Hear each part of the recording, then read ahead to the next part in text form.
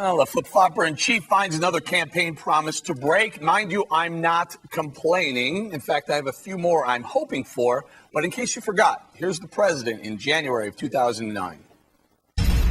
This first executive order that we are signing by the authority vested in me as president by the Constitution and the laws of the United States of America, in order to effect the appropriate disposition of individuals currently detained by the Department of Defense at Guantanamo, and promptly to close the detention facility at Guantanamo consistent with the national security and foreign policy interests of the United States and the interests of justice. I hereby order.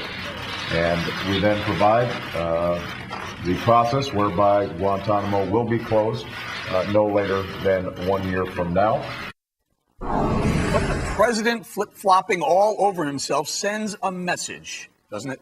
What message is he sending to the terror world? Let's ask terror expert Robert Spencer, director of Jihad Watch, who is here with us today. Sir, thanks for joining us.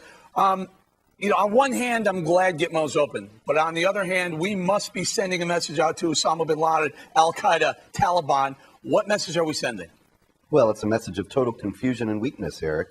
I mean, the president really made so much publicity about closing Guantanamo, and it was all about human rights, and it was all about really accepting the terrorist narrative, the Al-Qaeda narrative about Guantanamo as if it were some horrible torture palace when it was anything but. And now to turn back is only to give them more ammunition that they're going to use against us and say, look, Barack Obama was the leader in denouncing Gitmo, and now he's keeping it open, showing himself to be in favor of the torture that's going on there. At least that's what they say. Right. Okay, fair enough. But here, let's talk a little bit about Eric Holder today, talking about, I think he was pointing the finger at Congress, saying the reason why it's taken this long and maybe the reason why it's even staying open, why we're just going to look the other way and keep it open. What do you have to say about that?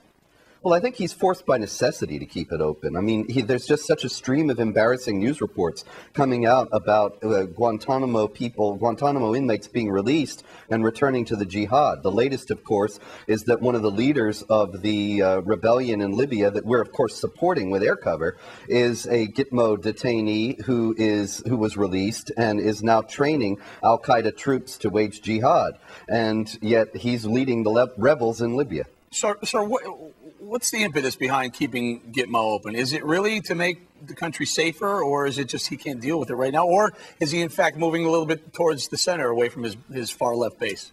Oh, I think he's definitely moving a bit towards the center. It's not coincidental that this comes right after he announced for re-election, and it is designed to show that he's tough on terror. But, really, the perfume is out of the bottle, the cat is out of the bag. Most of the most lethal people who are at Guantanamo have already been released, and they're already waging war against the United States back again in their home countries. What do you think about KSM? Does he get the tough trial that we're all waiting for? I think probably what his trial will turn into will be a propaganda circus in which he will air all his grievances against the United States and be given an international platform to do so. And it's really unconscionable because he essentially pled guilty a couple of years ago in an extensive document that he wrote to the prosecutor explaining why he did what he did, with multiple references to the Quran and Islamic teaching, explaining why he was waging jihad against the United States. That should have been enough to put an end to this whole affair with him. All right, but Mr. Spencer, before I let you go, we are happy that Gitmo is staying open and there will be military trials versus civilian trials, say, in New York City, right? Certainly, yes. I just can't help but notice the opportunism involved in it. Okay, fair enough. We're going to say thank you to Mr. Robert Spencer. Appreciate your time.